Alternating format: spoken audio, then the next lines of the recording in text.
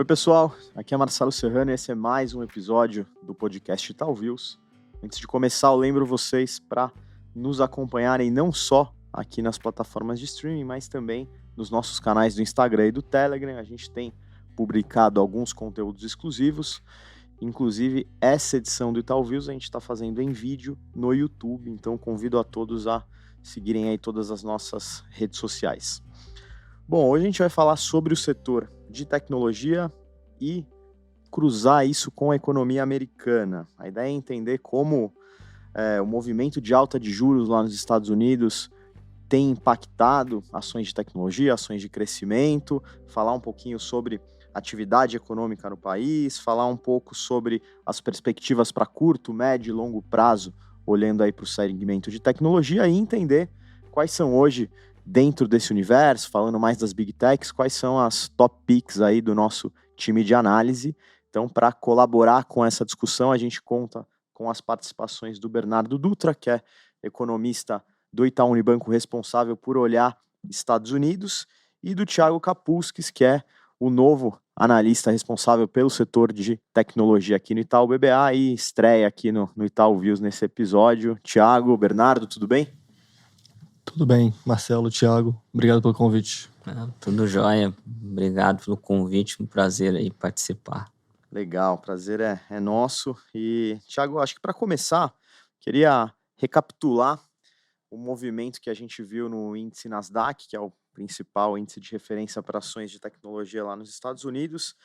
Ele caiu quase 30% nesse primeiro semestre de 2022, o pior desempenho dos últimos 14 anos, desde a crise de 2008. E essa primeira pergunta é mais para entender, assim, tudo isso está na conta dessa alta de juros nos Estados Unidos? Tem outros elementos que justificam? E será que a gente consegue ter uma projeção diferente para a segunda metade do ano, considerando aí principalmente o que você viu nos últimos resultados aí divulgados? Então, uma ótima pergunta, obrigado novamente pela participação. Acho que, assim, tentando responder o mais direto ao ponto possível, né? Acho que uma boa parte, pelo menos, desse movimento é relacionada, de fato, a esse movimento mais relacionado a juros, né? Talvez o Bernardo vai poder falar um pouco melhor da visão da casa em relação a isso, mas acho que, de maneira bem resumida, o setor de tecnologia é um setor que acaba sofrendo bastante, né? Ou, na verdade, quando a gente olha para empresas de crescimento, em movimentos dessa magnitude ou desse tipo, justamente porque muitas empresas são empresas que não dão lucro ou ainda estão longe, né? Estão bastante imaturas do ponto de vista de rentabilidade, de lucratividade, etc. Então, muito do valor, na verdade, daquela empresa é atribuída pelos fluxos de caixa, etc., que vão existir daqui a 10, 15, 20 anos. E quando você tem esses aumentos de juros ou de expectativa na curva, o que quer que seja, essas empresas acabam tendo uma sensibilidade muito maior, né? Então, certamente uma parte do efeito é essa, ou tem outras razões, né? Tem algumas empresas que desaceleraram também por conta da reabertura, tem empresas que têm seus motivos idiosincráticos para ter ido mal, mas, de maneira geral, essa parte do movimento ela explica bastante a situação. Olhando do ponto de vista de ações, a gente, até me adiantando talvez uma pergunta do que fazer, etc., a gente está olhando muito mais para a próxima parte do ciclo, que é de fato o ajuste na economia, né? Então, quais vão ser as empresas que vão ser impactadas em termos de resultados e receitas, aonde essa eventual, né, destruição de demanda que vem aí pela política monetária, onde que ela vai acabar batendo mais ou batendo menos, né? Então, muito mais por esse lado que a gente está vendo do ponto de vista, obviamente, top-down, sem referir um pouco às empresas. Perfeito. Bom, parece que ficou tudo na conta dos juros mesmo, ou boa parte, Bernardo. Então, acho que vale a gente aprofundar agora, entender como você avaliou essa nova alta de 0,75 pontos percentuais e como o FONC deve se comportar aí nas próximas reuniões, o que já dá para entender também, considerando as declarações do Powell. Assim, essa alta mais forte significa que o Fed continua a responder de forma forte a um cenário de inflação bem complicado, né? Já vem acontecendo há algum tempo, a aceleração de pace foi para responder a isso. E assim, o Fed tem adotado uma estratégia que é eu quero ir rápido para o neutro, né? O neutro é em torno de 2,5%, quero ir rápido para o neutro e depois disso eu vejo o que eu faço. Então, as altas de 75, a aceleração de pace foi tudo nesse sentido, né? O cenário de inflação sempre foi ficando mais complicado. Quero ir rápido para o neutro. Provavelmente eu vou acima dele, mas eu vou vendo como eu ajusto, né? Olhando para frente, assim, na última reunião, o Powell deu uma sinalização que agora que chegou no neutro, eu consigo desacelerar um pouco, eu consigo para um ritmo um pouco mais moderado, né? Assim, eles tratam um pouco que o 75 é um ritmo muito forte para dar um histórico de altas de juros do Fed. Então, agora que eu chego no neutro, eu posso ir para um ritmo mais normal, digamos assim, né? Só que a gente está vendo um cenário de inflação que continua bem ruim, não é novidade, já repetimos várias vezes, assim, um cenário de inflação alta, espalhada, persistente, vai continuar a inflação alta por mais tempo, então a gente está vendo que ele não consegue desacelerar muito. Então, mesmo que ele vá para os 50 na próxima reunião, acho que ele continua dando 50 até o final do ano, é o que a gente espera vendo esse cenário de inflação, né? O mercado, depois da última reunião, já precificou que ele para de subir juros no final do ano e já começa a cortar no início de 2023. Acho cedo.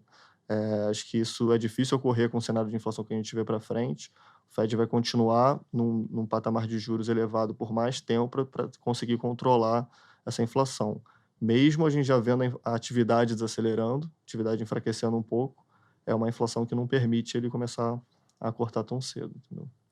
Legal. Bom, a visão da macro é que a gente vai continuar com esses juros mais altos. Thiago, por outro lado, comentei na primeira pergunta, a queda acentuada que a gente viu lá no índice, e a dúvida é se já começa a se apresentar pontos de entrada interessante para alguns papéis, apesar desse cenário mais desafiador para crescimento.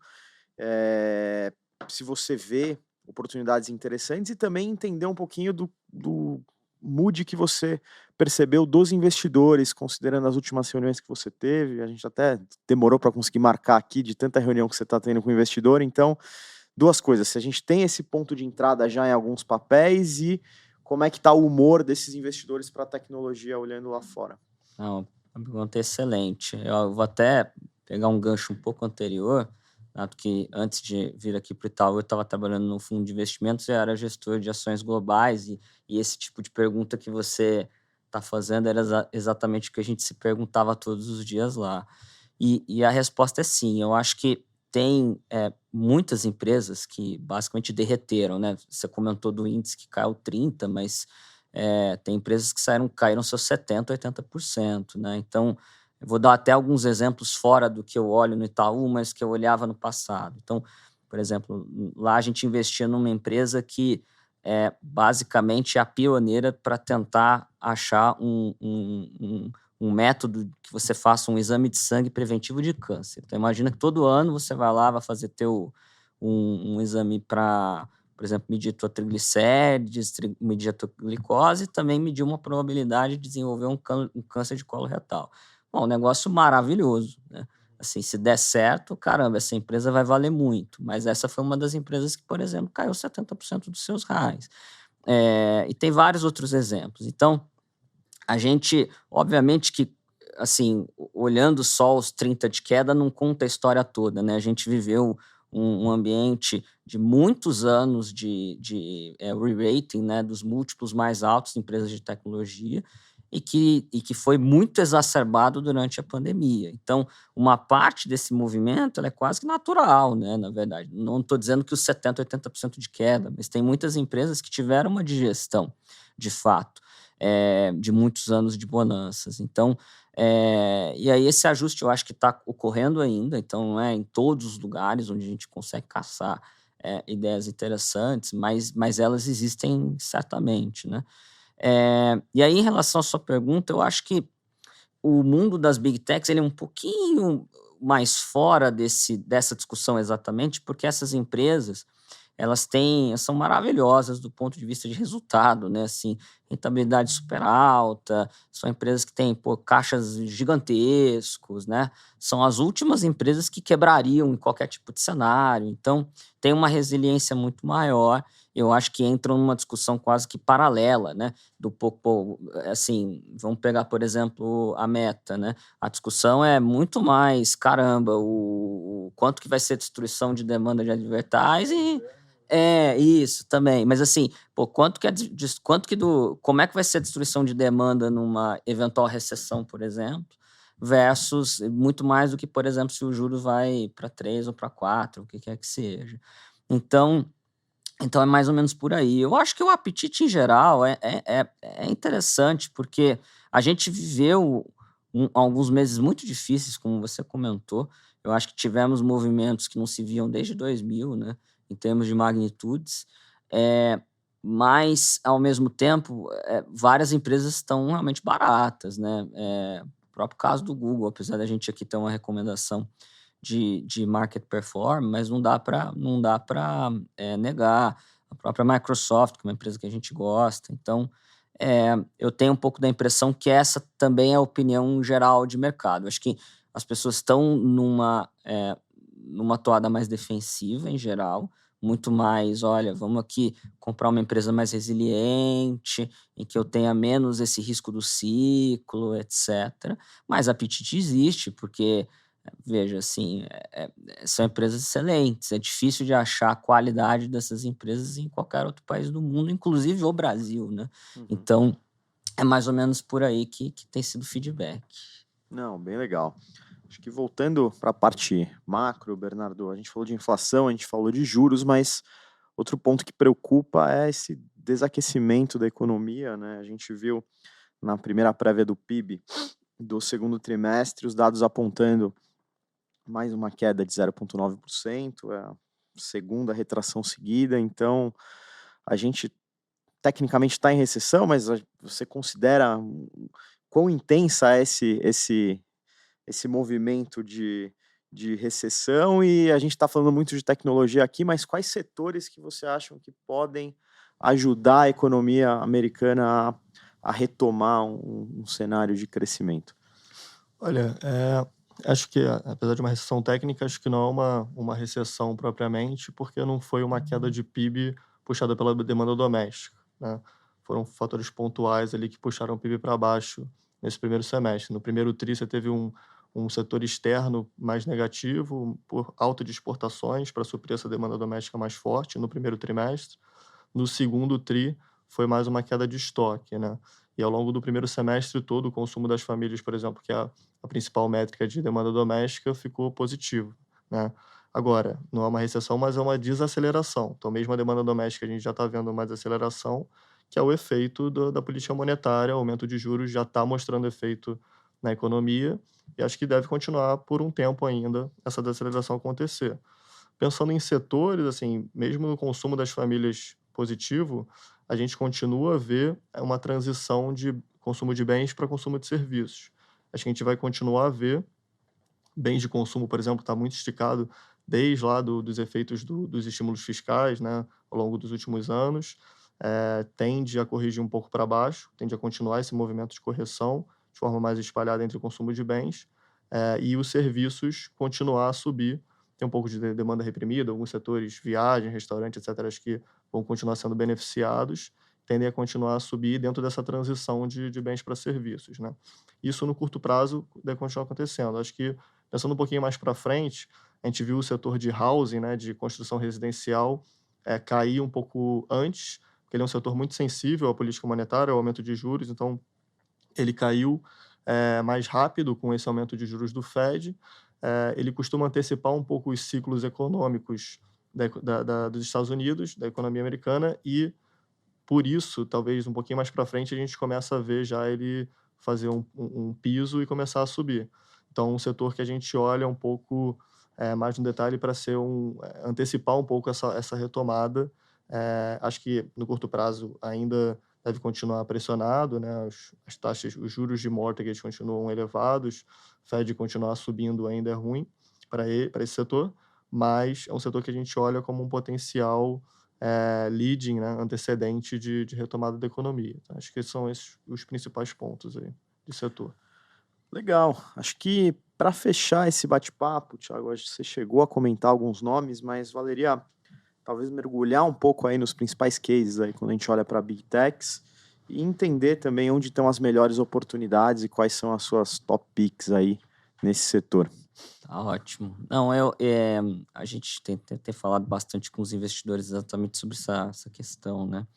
Assim, quando a gente olha para as nossas preferências aqui, elas têm uma ligação muito grande com esse call, com essa visão mais top-down, mais macro, né? Então, eu comentei, né? Acho que está vivendo um momento em que é melhor você investir em algo mais certo, ou mais defensivo do ponto de vista de eh, assertividade ou certeza do resultado, vis-à-vis algo mais cíclico ou onde você tem um pouco mais de dúvidas. Então, nesse sentido, a nossa preferência principal aqui é Microsoft, nossa top pick. Então, a gente acha que a resiliência vis-à-vis outros casos, né, entre as Big Techs é bastante maior, né? Então, 70%, 80% da receita da companhia ela é relacionada a grandes empresas. Então, a gente até brinca, né? É muito mais fácil algum consumidor, por exemplo, parar de comprar no e-commerce do que uma grande empresa cortar, por exemplo, a sua demanda de nuvem, né? Ou Office, Word, Excel, o que quer que seja que a gente usa aqui no nosso trabalho. Então, o qual é muito relacionado a isso. Acho que os resultados da semana passada também indicaram que qualquer dúvida que existia em relação a uma desaceleração em nuvem por conta do macro, essas dúvidas foram meio que sanadas com uma aceleração, na verdade, nos indicadores antecedentes lá de commercial bookings e alguns outros. A gente também gosta de Amazon, acho que é um case um pouco mais, eu diria, apimentadinho, né, nessa questão, mas é interessante que apesar de você ter esses riscos macro que estão aparecendo muito nos resultados das varejistas, né, Walmart, Target, etc., o lado da Amazon do e-commerce está vencendo um pouco esse lado macro, né? Então, a gente viveu um ano e pouco de gestão grande lá, né? De receita, crescimento de receita desacelerou bastante. E a gente, assim, o indicativo deles, até pelos números, o que a gente tem visto, dados alternativos, etc., que a coisa está embicando para cima de novo. Então, o que é bastante interessante e abre uma boca de jacaré para essas outras varejistas. Ao mesmo tempo que a gente já está vendo algumas medidas importantes de redução de custo, né? Então, cortar a capacidade que está acontecendo, reduzir o número de funcionários, etc., que era algo que a gente esperava um pouco mais para frente, mas já se adiantou. Então, acho que esses dois são os principais. A parte de publicidade, falando bem rápido, é uma indústria que a gente acha bem mais difícil do que as outras. Então, a preferência relativa é na Alphabet, né, no Google versus a Meta, mas a gente prefere esses outros dois casos, como eu comentei. E a Apple, eu acho que de todos os casos é o que a gente prefere menos, assim. A gente acha que é uma empresa mais cíclica do que está refletivo na precificação dela. A gente acha que teve vários benefícios, seja dos estímulos, seja das pessoas trabalharem em casa, terem comprado mais MacBooks ou mais iPads, ou o que quer que seja. E essa digestão deve ocorrer em algum momento. Ela não está ocorrendo no momento agora, né? Ou seja, o resultado foi um resultado bom vis-à-vis a expectativa, inclusive com uma indicação de uma pequena aceleração, mas a gente acha que em algum momento essa digestão vai ocorrer e deveria levar a algum reflexo mais negativo no preço dos papéis. Então, em resumo, é isso. Pô, muito legal. Acho que é a primeira vez que a gente comenta sobre essas ações americanas, então foi bacana passar esse conteúdo. Eu queria novamente agradecer as participações do Thiago e do Bernardo aqui nesse episódio. Obrigado. Valeu, Marcelo, valeu, Thiago.